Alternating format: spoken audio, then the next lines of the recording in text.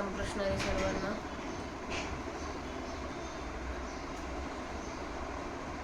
अजून माझ्याकडे 15-20 मिनिटं आहेत, तर थोडं माऊलींच्या पुढच्या मुलांचं आपण वाचन करूया. वक्रतुंड महाकाय सूर्यकोटी समप्रभा निर्विघ्नं कुरु देव सर्व कार्येषु सर्वदा. अलंकापुरी पुण्यभूमी पवित्र तिथे नांदतो ज्ञान राजा सुपात्र. त्या आठवीता महापुण्यराशी नमस्कार माधुर्य ज्ञानेश्वराशी. श्लोक क्रमांक 3, अध्याय 15. न रूपमस्येह तथोपलभ्यते नानंतो न चार्दिन च संप्रतिष्ठा. अश्वत्थमेनं सुविरूढं मूलसंभंगशस्त्रेण दृढेन छित्त्वा. परी तुझ्या हनपोटी ऐसे गमेल किरटी. जे एवढे झाड उपपाटी ऐसी काही असे. जे के ब्रह्मयाच्या शेवटवरी उद्व शाखांची थोरी आणि मूळतव निराकारी उद्वी असे. हा स्थावर हितळी पाकत असे आधीचा डाळी. माझी धावत असे तुझ्यामुळे मनुष्यरूपी. ऐसा गाडा आणि फाटू आता कोण करी शेवटू. तरी जना हा हळवटू धरिसी भाऊ. परी हा उन्माळवया दोषे येत साया सची काहीसे. काय बाळा बागुल देशे दौडावा आहे. गंधर्व दुर्ग काही पाडावे. काय शस्त्रविषाण मोडावे. होवावे मग तोडावे खपुष्पकी. तैसा संसार व्हाविरा दुःख नाही साचो करा. मा उन्मळणी दरारा काहीसा तरी. आम्ही सांगितले जे परी मूळ डाळांची उजरी. ते बांधवीचे घरभरी लेकुरी जैसे. काय किजिती चेईलीपणे स्वप्नीचे तिये बोलणी. तैसे जाणते कहाणी दुबळीचे ते. मानसुती आम्ही निरूपले जैसे. याचे असळ मूळ असे तैसे आणि तैसाची जरी हा असे साचो काला. तरी कोणाचे निसंताने निपजती या उन्मळणे. काय फुकल्या गगने साई झेलगा. मनोनी पै धनंजया आम्ही बाणिले रूप ते माया. कासवी चेने तुपे राया ओघरिली जैसे. मृगजळाचे गातळी तिये दिठी दुरणचे नाळी. वाचुते तेने पाणी साळी केळी लावसे काही. मूळ अज्ञानाची तव लटके मा तयाचे कार्य हे केतुके. म्हणून संसार रूप सत्यके वाहूचे गा. आणि अंतो या नाही ऐसे बोले जे काही. तेही साचसी पाही परी एका. तरी प्रभू जवनो हे तव निद्रे काय अंतो आहे. की रात्री न सरे तव न पाहे. तया हरवते तैसा जव पार्था. विवेकून उधवी माता तव आतू नाही अश्वता भवरूपाया. वाजते वारे निवांतो जवन राहे जेथेची तेथ. तव तरंगता अनंत म्हणावीचे का. मनोनी सूर्याचे हारपे तै मृगजळा भासू लोपे. का प्रभा जाये दीपे मालवलेनी. तैसे विद्या खाई ते ज्ञान जे उभे होये. तैसे या अंतो आहे एरवी नाही. एवीचे हा अनादी ऐसे आथे शब्दी. तो आळूनोही अनुरोधी बोली तया. जे संसार वृक्षाच्या ठाई साचो कार तव नाही. मा नाही तया आधी काही कोण होईल. जो साच जेथुनी उपजे तया ती आधी हे साजे. आता नाहीची तो म्हणेजे कोठून या. म्हणून जन्मे नाही तैसे या सांगो कवन माये. या लागे नाही पणेचे वय अनादी हा. वांजेची आलेख कैसे जन्मपत्रिका. नभी न येई भूमिका के कल्पुष्पा. व्योम कुसुमाचा पांडवा कवने देठ तोडावा. म्हणून नाही ऐसे अभावा आधी कैसे. जैसे घटाचे नाही पण हस्तचे असे केले निविन. तैसा समूळ वृक्ष जाण अनादी हा. अर्जुना ऐसे निपाही आद्यंतु यायचे नाही. माझी स्थिती आभासे काही परी टवाळ देवा. ब्रह्मगिरीहुनी न निघे आणि समुद्र किरण रिगे. तरी माझी दिसे वाहुके मृगांबू जैसे. तैसा अद्यंती किरणाही आणि साचेही नोहे कही. परिलटकेपणाची नवाई पडी भासे नागा. नानारंगी घसवजे जैसे इंद्रधनुष्य देखिजे. तैसा नेनतया आपजे आहे ऐसा. ऐसेनी स्थितीची ऐवेळी भुलवी अज्ञानाचे डोळे. लागवी हरी मेखळे लोक जैसा. आणि नसतीचे शामिका व्योमी दिसे तैसी दिसो का. तरी दिसणे क्षणा एका होय जाय. स्वप्नीही मानिले लटके तरी निर्वाहो का एक सारिके. एवी अभासो हा क्षणिके रीती चागा. देखता आहे आवळे घेऊच आई जे तरी नातुळे. तैसा टिको की जे माकडे जळा माझे. तरंगभंगो सांडी फळे विजयी न पुरे होणे आभासाची तेने पाणे होणे जाणेगा जैसा ग्रीष्मशेषेचा वारा नेहमीचे समोर की पाठीमोरा तैसी स्थिती नाही तरोवरा बहुरूपाया एवं आदि ना अंत स्थिती ना रूपयासी आती आता काहीसी कुंती निघा आपुल्या ज्ञानासाठी नवथा थांबला किरटी तरी आता आत्मज्ञानेची निलोटी खांडी निघा वांचुनी ज्ञाने विनायके उपाय करीसी जेतुगे ते गुंपेसे अधिके रुखी ये मग किती खांदो खांदी या हिंडावी उद्वे आगी म्हणून मुळची अज्ञान छेदी सभाग्य ज्ञाने एरवी दोरीची आवरगा ढांगा मिळविते पैगा तो वावीची भारुगा केला होया तरावया मृगजळाची गंगा दोन्ही लागे धावता दांगा माझी ओवळे बुडे जे पैगा साथ जेवी देवी नाथलिया संसाना उपायी जाय त्या वेदतरा विरा आपण पेलो पेवारा विकोपी जाय म्हणून स्वप्नीची या भया मुखद चेवची धनंजया देवी अज्ञानमुळे या ज्ञानाची खडगा परी ते चिलेला परजवे तैसे वैराग्याचे निचनवे अभंग बळ होवावे बुद्धीसे गा उठलेने वैराग्य जायने हा त्रिवर होईसा सांडणे जैसे व मुनिया सुने आताची गेले हा ठाईवरी पांडवा पदार्थ जाती आघवा विटवी तो व्हावा वैराग्य लाटून मग देहा अंतेचे जय सांधून एकीची वेळे प्रत्यज्ञ बुद्धी करतळे हात सेवा हात सावे निसिले विवेक सहाने जे ब्रह्मा हमस्मी बोधे सनाने मग पुरतोनी बोधे उठणी एकलेची परिनिच्छयाचे मुष्टीबळ पाहावे एक दोन्ही वेळे मग तुळावे अति सोखा मनन वैरी पाठी हाती रापणया निधी ध्यासे एक झालिया पुढा दुजे नुरेल घाया पुरतेगा ते आत्मज्ञानाचे खाणे ऐदूत प्रभेचे निवाणे निधील उरो कवनकडे भववृक्षाचे शरदागमी सावारा जैसा केरू केली अंबरा का उदयाला रवी आंधरा घोटा घोटू घरी नाना उपवड होता खेवे नूरे स्वप्न संभ्रमाचा ठाव स्वप्नतिथी तारेचा वाहो करील जैसे तेव्हा उद्व कावद्वीचे मळ का अधिचे हन शाखा जाळ ते खाईच नदीचे मृगजळ चांदिना छेवे ऐसे निघा विरणाथा आत्मज्ञानीची आकड गलता छेदून या भावाश्वत्वदा उद्व मुळाते.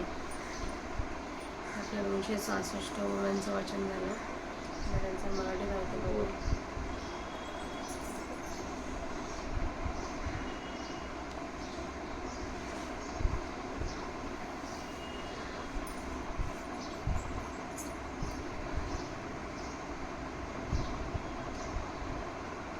परंतु त्याचे जसे वर्णन केले आहे तसे त्याचे खरे स्वरूप आहे असे येथे विचार करता आढळून येत नाही. याला अंत नाही, आदी नाही आणि स्थितीही नाही. अत्यंत दृढ मूळ अशा या अश्वत्थ वृक्षाला बळकट अशा असंगरूप वैराग्यजन्य नानरूपी शस्त्राने छेदून.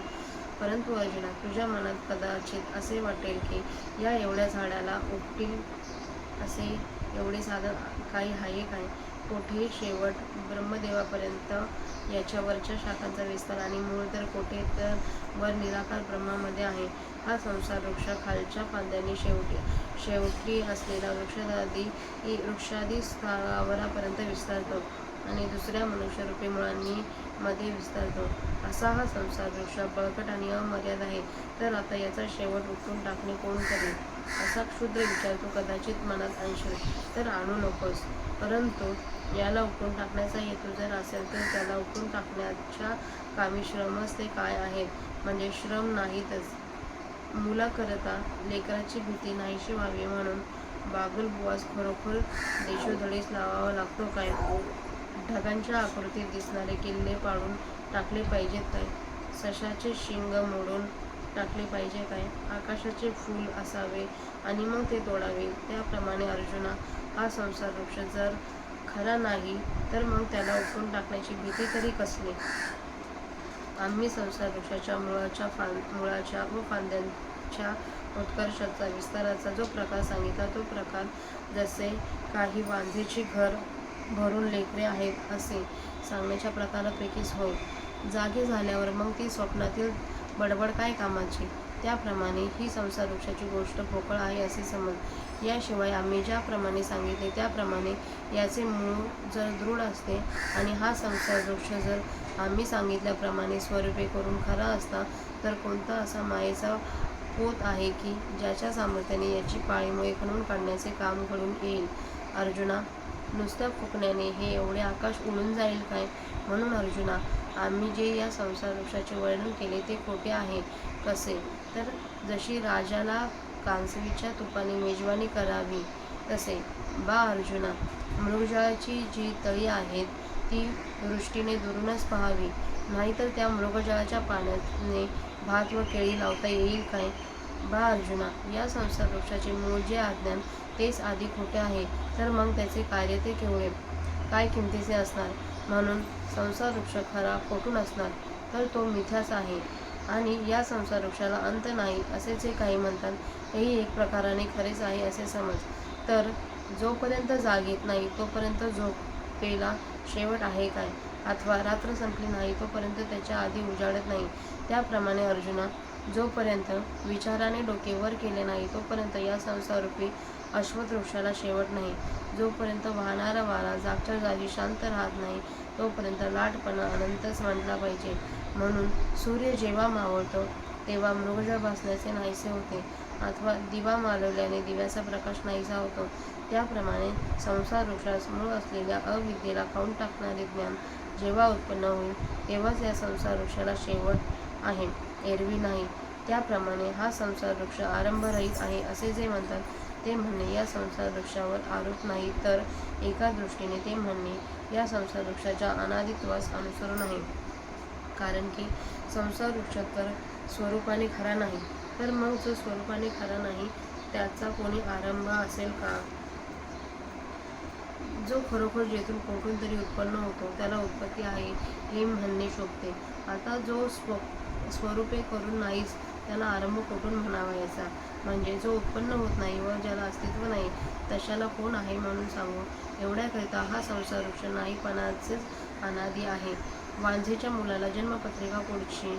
आकाशात निळी जमीन कोठे कल्पवायची? अर्जुना, आकाशाच्या फुलाचा देठ कोणी तोडावा? म्हणून स्वरूपे करून जो नाही अशा संसाराला आरंभ कसला? ज्याप्रमाणे घटाचा नाहीपणा प्रागभाव हा कोणी उत्पन्न केल्याशिवाय आहेच, त्याप्रमाणे हा संपूर्ण संसार वृक्ष अनादी आहे असे समज.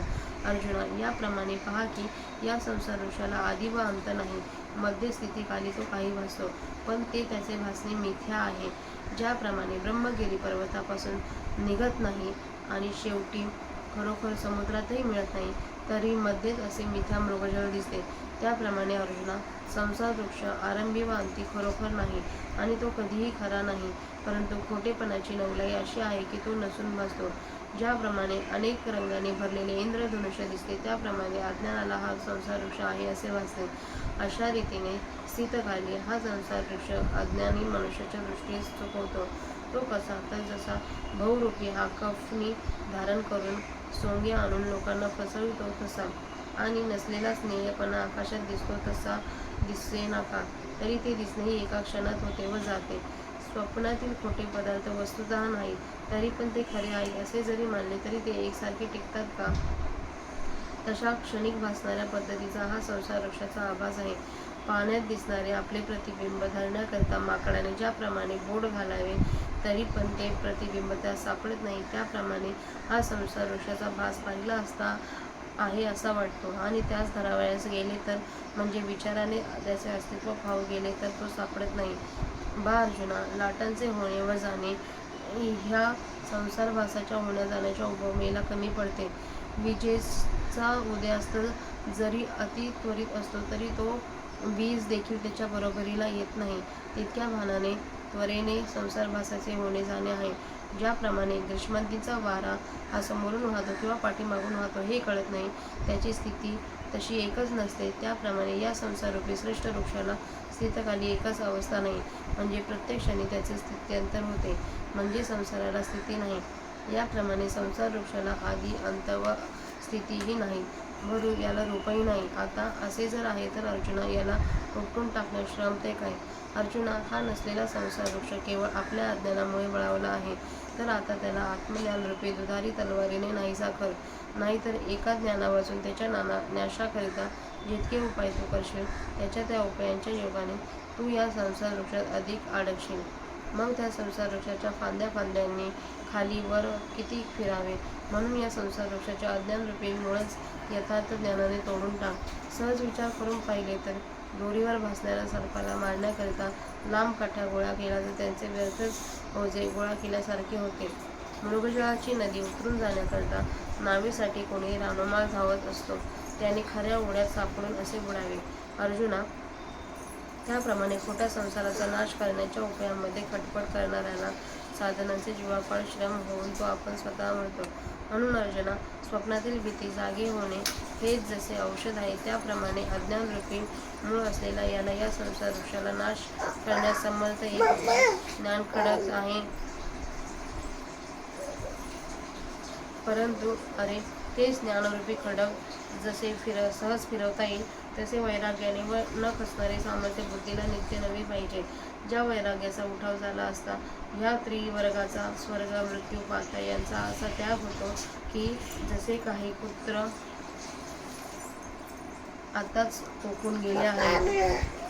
अर्जुना, येथपर्यंत सर्व पदार्थ मात्र संबंधाने वीट उत्पन्न करील असे हे दांडगे वैराग्य पाहिजे.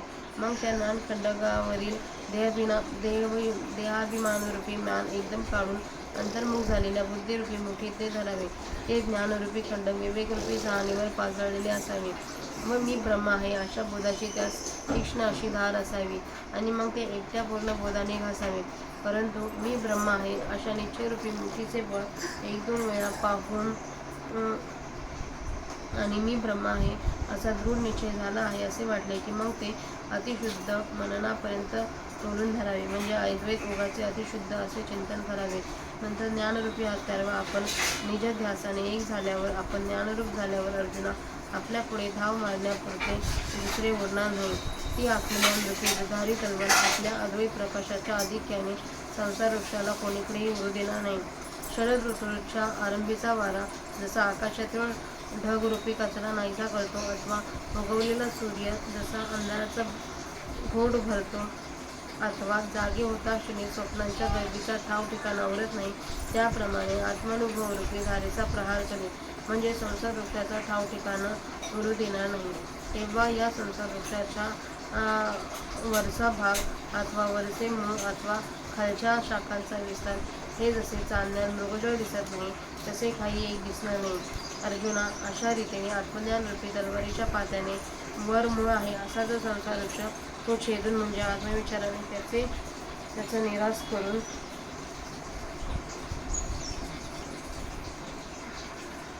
मग आपल्याहून जे भिन्न प्रतीक होते त्या संबंधाने हृदयभाव हेतेपणा स्फुरतो. त्यांचा ज्या वस्तूच्या ठिकाणी किंचितही संबंध नसतो व इंद्रच्या सापेक्ष आपल्या संबंधाने अहंभावमीपणा असतो. आत्मस्वरूप एकरस असल्याकारणाने तेथे भिन्न प्रतीती नाही म्हणून येथे इंद्रस्फुरण नाही आणि इंद्रस्फुरण नाही म्हणून अहमस्फुरणही जेथे नसते. असेच जे अहम इंद वृत्तीशून्य प्रसिद्ध असलेले आत्मस्वरूप ते आपले स्वरूप आपणच पाहावे. एक आपल्या 266 ओव्यांचा मराठी ग्रंथ वाचून झालेली सेवा माऊलींच्या समाधीवर अर्पण करूया.